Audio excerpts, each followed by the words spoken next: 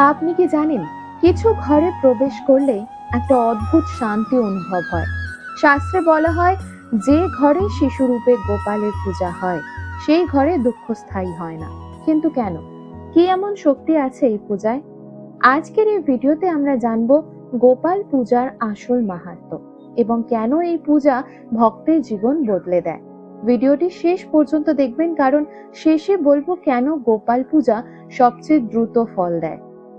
গোপাল মানে শুধু ভগবান নন, তিনি ভালোবাসার প্রতীক।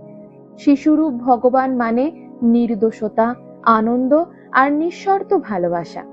গোপাল পূজা করলে ভক্তের হৃদয়ে এই গুণগুলো জাগ্রত হয়। এই কারণে এই পূজা মনকে শান্ত করে।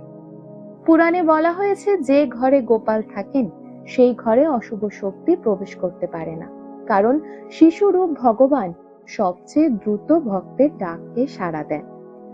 ভক্তি সহজ হয়, মন পবিত্র হয়, ঘরের পরিবেশ বদলে যায়। অনেক ভক্তের অভিজ্ঞতা, গোপাল পূজা শুরু করার পর মন শান্ত হয়েছে, দুশ্চিন্তা কমেছে, ঘরে অশান্তি কমেছে। কারণ পূজা মানে শুধু রীতি নয়, এটা আধ্যাত্মিক শক্তির সাথে সংযোগ। গোপাল শিশুরূপ, আর শিশুরা সবচেয়ে দ্রুত ভালোবাসা অনুভব করে। ভক্ত যদি সত্যিকারের ভালোবাসা দিয়ে পূজা করেন, ফল দ্রুত আসে। কারণ এখানে ভক্তি সরাসরি হৃদয় থেকে আসে, নিয়মের চেয়ে অনুভূতি বেশি কাজ করে। এই পূজা ধীরে ধীরে মানুষকে কোমল করে, রাগ কমায়, অহংকার কমায়, মন শান্ত করে, সংসারে ভালোবাসা বাড়ে। কারণ গোপাল পূজা মানে ঘরে একটি শিশুর উপস্থিতি অনুভব করা। শাস্ত্রে বলা হয়েছে, গোপাল পূজা শুধু বাহ্যিক নয়, যখন ভক্ত গোপালকে নিজের সন্তান মনে করেন তখন এই পূজা সবচেয়ে শক্তিশালী হয়। এই সম্পর্কই ভক্তিকে গভীর করে।